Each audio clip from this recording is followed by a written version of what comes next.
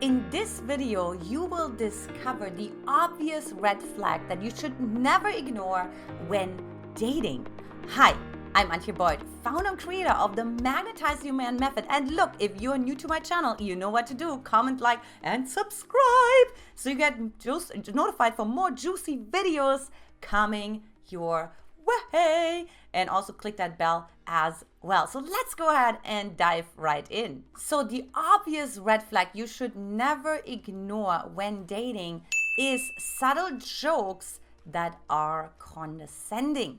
So this is really, really important because what normally happens when we go on a date, we want to stay in rapport, correct? So here's what happens, right? And we naturally feel already a little uncomfortable on a date. You don't know this person. And whether you're aware of it or not, your system feels a little uncomfortable. Like you don't feel completely safe in your body because there's unknowns, right? Like think about your fight or flight response, your sympathetic nervous system. So what oftentimes happens is we can really miss that red flag because there's like a joke, right? And we laugh about it. We're like, oh, that's so funny, or you're hilarious.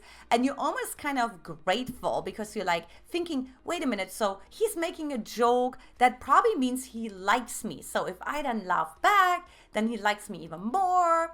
And it kind of feels light. And it also releases sort of this tension that can occur in dating that we have inside of ourselves, right? Like we feel uncomfortable. We feel like, am I really available? Am I really receiving what the man is actually sharing with me, right? Or am I actually out of my body? I'm already like somewhere else floating in the universe, right? But I'm not here. I'm not grounded because it's too terrifying. So this is why you can oftentimes miss that red flag and actually miss that it's a subtle, condescending touch to it, right? So it could really look like something like making a slight joke of you, right? Like, oh, you're always so smart, aren't you? Like, and it can be just little small subtle things, but you have to be careful and really see, okay, so the jokes that he makes, are they general jokes, right? Jokes that you laugh about, like jokes about or just general jokes, right? Or does the joke always sort of come at your cost? Right? Is there always something where you walk away, you kind of like judge yourself or you question yourself and you kind of feel off a little bit about it. You kind of feel like, was that a joke or was that like condescending? So here's why this is really important to understand if this is condescending, because that can be the very easy slippery slope. There could be a very high chance that you're in the presence of a narcissist in that moment, because what they do, they actually see how much are you holding yourself when they're condescending towards you, right? They test you. They see how stable are you inside of yourself, how much are you advocating for yourself, right? And if you don't, perfect. He has an opening to come in, and the slightly subtle condescending jokes become more outright insults, right? Or maybe even outright attack. Remember that when the narcissist, and this is what Alison Armstrong shared, right, is actually constantly in the fight response, right? There's attack energy. They're never in flight, they're always in fight. And so like whatever happens on a subtle level, like think about if that was magnified by 10 times, 20 times, like, would that still be funny, right? Obviously, that's not the case. Quick story. A few years ago, well, actually, let me think about it. That was quite a few years ago, like 16 years ago. I was dating this guy, and he made those subtle jokes in front of his friends towards me, but I caught it, right? I said, wait a minute.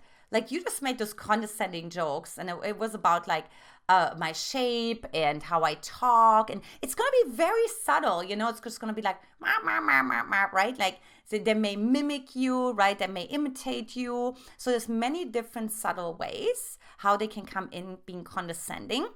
And so then, but I put a foot down, and I was like, no, you're not going to do that again with me, right?